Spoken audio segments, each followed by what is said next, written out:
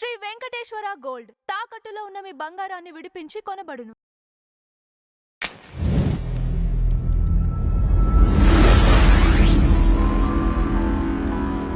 మకరం వారికి గనక చూసుకున్నట్లయితే ఈ యొక్క ఫిబ్రవరి మాసంలో సెకండ్ హాఫ్ నుంచి అంతా కూడా మీకు అధిక గ్రహాలు ధనస్థానంలో ఉంటున్నాయి. 3లో శని మంచివాడే, కాకపోతే 6లో గురువు ఉన్నాడు, అష్టమకేతు. ఈ ఫిబ్రవరి మాసంలో ఎటువంటి ఫలితాలు జరగనున్నాయి, మీకు ఏ దేవతారాధన చేసుకోవాలి, అదేవిధంగా ఎటువంటి విషయాల పట్ల జాగ్రత్తగా ఉండాలనేటువంటి అంశాలు చెప్తుంది. నేనైనప్పటికీ చెప్పిస్తుంది సాక్షాత్ లలిత అమ్మవారిగా భావిస్తూ, మనకి ఈ పంచగ్రహ కూటమి ఏదైతే ఉందో ఇది కొన్నిసార్లు ఏమవుతుంటుందంటే ప్రతి జాతకుడికి కూడా, అంటే అందరికీ ఉండాలని రూల్ లేదు, ఎవరికైతే పంచగ్రహ కూటమిలో జన్మించారో వాళ్ళకి కొంతమందికి లగ్నంలో అయితే, కొంతమందికి ధనస్థానంలో, కొంతమందికి 3వ స్థానంలో అలా ఏర్పడుతూ ఉంటుంది. మరి అలా ఏర్పడినప్పుడు వాళ్ళ పర్సనల్ చార్ట్లో ఒక్కొక్కసారి 4 గ్రహాలు కలిసి ఉంటాయి, 3 గ్రహాలు కలిసి ఉంటాయి, 6 గ్రహాలు, షడ్గ్రహ కూటమి ఉంటుంది, సప్తగ్రహ కూటమి జాతకాలు కూడా నేను చూశాను, అష్టగ్రహం కూడా చూశాను ఒక జాతకం, చాలా రేరెస్ట్. అయితే అధిక గ్రహాలు ఒక భావంలో ఉన్నప్పుడు కలిగే ఫలితాలు ఏంటో కూడా తెలుసుకుందాం ఇప్పుడు మనం. ఉదాహరణకి మీకు మీ జాతకంలో లగ్నంలో అధిక గ్రహాలు ఉన్నాయనుకోండి, 3 నుంచి 7 వరకు ఎన్ని గ్రహాలైనా ఉన్నాయి అధిక గ్రహాలు. అప్పుడు ఏంటంటే లగ్నాన్ని ఎక్కువగా ప్రభావితం చేస్తూ ఉంటాయి. అంటే వాళ్ళ యొక్క తత్వంలో మల్టిపుల్ తత్వాలు ఎక్కువగా ఉంటాయన్నమాట వాళ్ళలో. అంటే కొంతమంది చూడండి, రవి ఉన్నది అనుకోండి, డిగ్నిఫైడ్గా ఉంటారు, కానీ చంద్రుడు కూడా ఉన్నాడు, ఎమోషన్ ప్లస్ డిగ్నిఫైడ్. బుధుడు కూడా ఉన్నాడు, బాగా తెలివిగా ఉంటూ ఎమోషనల్గా ఉంటూ డిగ్నిఫైడ్గా ఉంటాడు. కుజుడు కూడా ఉన్నాడు అనుకోండి, ఎమోషను, డిగ్నిఫైడ్, తెలివితేటలు ప్లస్ గొడవ కూడా చేస్తూ ఉంటాడు. ఇట్లా మల్టిపుల్గా ఉండేటువంటి తత్వాలు వాళ్ళకు వస్తాయని మనం అర్థం చేసుకోవాలి.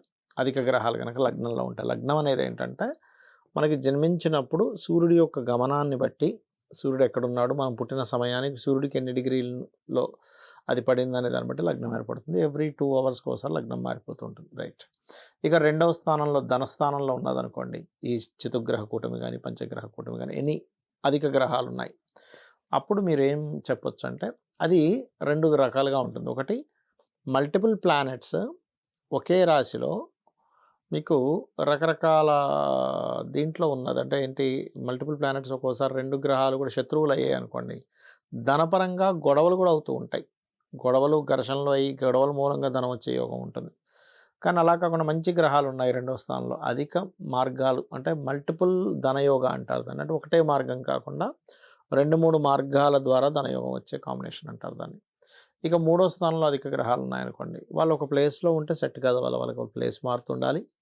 అలాగే మరొక విషయం ఏంటంటే, ఇక్కడ మీరు ఎప్పుడైతే ఈ రకంగా ధనయోగం ఏర్పడిందో ఇది ఏం చేస్తుందంటే కొంచెం ధైర్య సాహసాలని ఇలాంటివి కూడా ఇస్తూ ఉంటుంది. అంటే మీడియేటింగ్ ద్వారా ధనయోగం అంటారు. 3rd హౌస్లో కనుక గ్రహాలు ఉంటాయి, అంటే మధ్యవర్తిత్వం ఉండడం ద్వారా. అలా అని ఎక్కడో ఎవరికో ధనం ఇప్పించే దాంట్లో సంతకం పెట్టడం కాదు.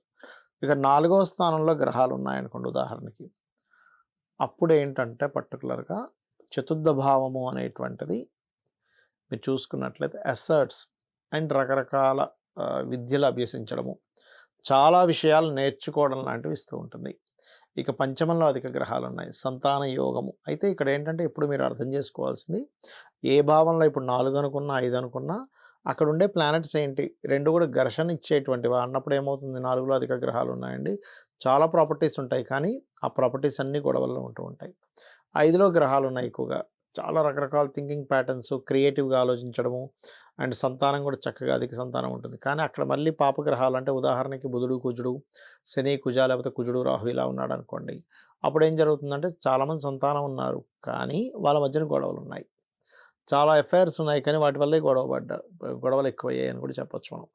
6లో ఇప్పుడు ఇంకోటి ఏంటి, పంచమంలో అధిక గ్రహాలు ఉంటాయి కూడా మీరు చక్కగా రుణ విముక్తి యోగము అంటారు దాన్ని. ఇప్పుడు 6లో అధిక గ్రహాలు ఉన్నాయనుకోండి, శత్రువులు ఎక్కువగానే ఉంటారు డైలీ లైఫ్లో. అంటే ఆ జాతకుడు పరాక్రమంగా ఉంటాడు, స్పోర్ట్స్ రంగాల్లో బాగా కలిసి వస్తుంది ఆ వ్యక్తికి, ఆ శత్రువుపై జయం కూడా ఉంటుందని చెప్పొచ్చు. అయితే 6లో ఉన్నప్పుడు మాత్రం కాస్త కుజుడు, రవి, శని ఇలాంటి గ్రహాలకి ఇంకా బాగా యోగిస్తుంది, రాహు ఇలాంటివి. ఇక సప్తమంలో అధిక గ్రహాలు ఉన్నప్పుడు వెంటనే సప్తమంలో ఎక్కువ గ్రహాలు ఉన్నాయండి, మీకు ఎక్కువ మంది లైఫ్ పార్ట్నర్స్ ఉంటారు అనకూడదు. ఇక్కడ ఏంటంటే 12వ స్థానం కూడా పాడవ్వాలి, సప్తమం పాడవ్వాలి, అప్పుడే మనం సెకండ్ మ్యారేజ్ అవుద్ది, 3rd మ్యారేజ్ అవుద్దని చెప్పొచ్చు. కాకపోతే ఏంటంటే సప్తమంలో అధిక గ్రహాలు ఉన్నందుకు సామాజికంగా ఎక్కువగా కనెక్టివిటీతో ఉంటాడని చెప్పొచ్చు.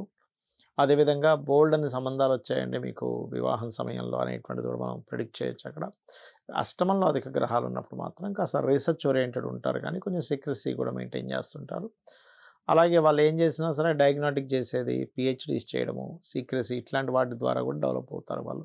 అండ్ తాతగారి ఆస్తి కూడా వస్తుందని చెప్పి మనం చూసుకోవచ్చు దాంట్లో. అలాగే 9వ స్థానంలో అధిక గ్రహాలు ఉన్నప్పుడు ఏంటంటే హైయర్ ఎడ్యుకేషన్‌లో చాలామంది చూడండి 2, 3 రకాల పిహెచ్‌డీస్ చేశాము. నేను ఒకతన్నయితే చూసి దాదాపుగా 18 పిహెచ్‌డీలు చేశాడు. అలా ఏంటంటే 9థ్ హౌస్ అనేటువంటిది ఫాదర్ హౌస్ బ్యాంకింగ్ కాబట్టి కొంచెం బ్యాంకింగ్ సెక్టార్స్‌లో బాగా రాణించడము, గురుత్వ లక్షణాలు అధికంగా ఉండడము, టీచింగ్ అండ్ ట్రైనింగ్ రంగాల్లో బాగా కలిసి రావడం అనేటువంటిది జరుగుతూ ఉంటుంది. ఈ దశమంలో అధిక గ్రహాలు ఉంటే వాళ్ళు వర్కాలిక్ ఉంటారు. అంటే మీరు ఎప్పుడూ ఏదో పని చేయాలి. పని లేకుండా మీరు ఉండలేరు గుర్తుపెట్టుకోండి. అదేవిధంగా మల్టిపుల్ వర్క్స్ కూడా చేయడం లాంటివి జరుగుతూ ఉంటాయి. ఇక లాభంలో అధిక గ్రహాలు గనక మీకున్నట్లయితే లాభస్థానము అనేటువంటిది అన్ని రకాల లాభాలు ఇస్తుంది. అందులో ఎటువంటి డౌట్ లేదు. కానీ శుక్రుడు మాత్రం ఎట్టి పరిస్థితుల్లో లాభస్థానంలో ఉండకూడదు. ఇది ప్రధానంగా గుర్తుపెట్టుకోండి. ఎందుకంటే లాభంలో ఏ గ్రహమైనా యోగిస్తుంది కానీ శుక్రుడు యోగించడు. అదేం జరుగుతుంది అంటే శుక్రుడు గనక లాభంలో ఉంటే వివాహ జీవితం విషయంలో ఇబ్బంది ఇస్తూ ఉంటుంది.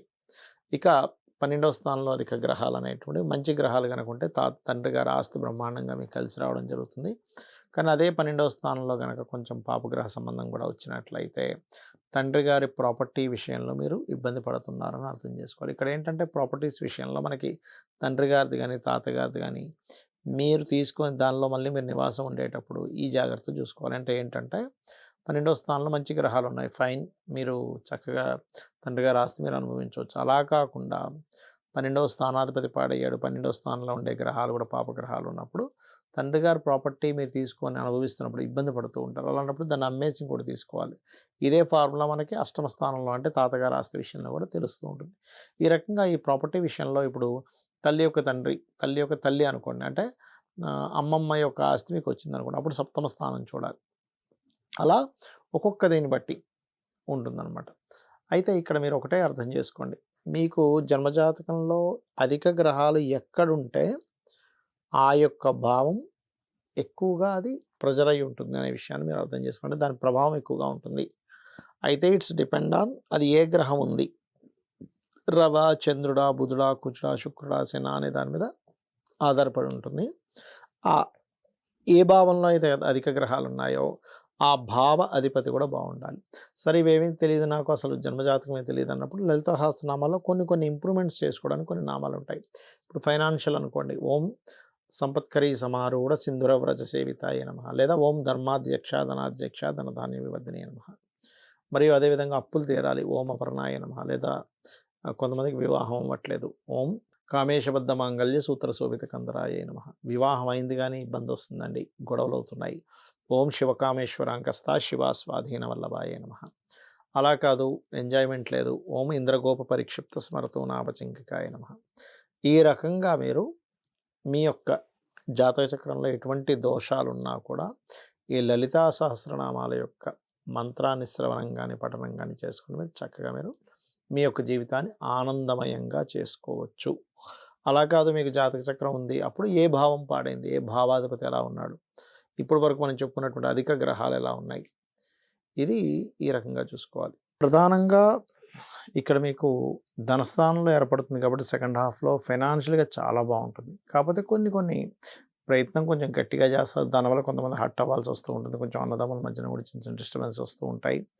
కాకపోతే ఇక్కడ మీకు కుజుడు ఎప్పుడైతే 22వ తేదీ నుంచి ఇంకా 2లోకి వెళ్తాడో, అంటే ఎగ్జాల్టెడ్ ప్లేస్ వదిలి వెళ్తాడో, అక్కడ ఏంటంటే పర్టికులర్గా అధిక గ్రహాలు ఉంటున్నందుకు మల్టిపుల్ ధనయోగం అనేటువంటిది ఏర్పడుతుంది.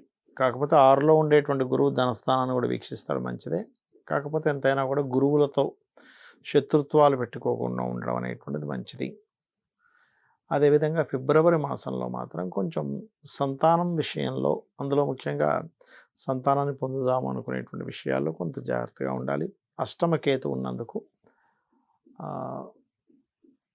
ఇక్కడ ఏంటంటే అష్టమ స్థానంలో కేతు వల్ల తాతగారి ఆస్తి విషయంలో తొందరపాటు నిర్ణయాలు, ముఖ్యంగా మీకు August 15th to September 15th మధ్యలో మరింత జాగ్రత్తగా ఉండాలి ఆ నిర్ణయాలు తీసుకునేటప్పుడు. అయితే ఈ మకరం వారికి దశమాధిపతి అయినటువంటి శుక్రుడు కూడా 2వ స్థానంలోకి వచ్చి ఉంటున్నాడు కాబట్టి కొంచెం ఫైనాన్షియల్గా అయితే ఇబ్బంది ఏమి ఉండదు, గుర్తుపెట్టుకోండి. సెకండ్ హాఫ్ నుంచి, అది కూడా ఫస్ట్ హాఫ్ నుంచి కాదు. ఇక మీరు నిత్యము కూడా అమ్మవారి యొక్క ఆరాధన ఎక్కువగా చేయండి.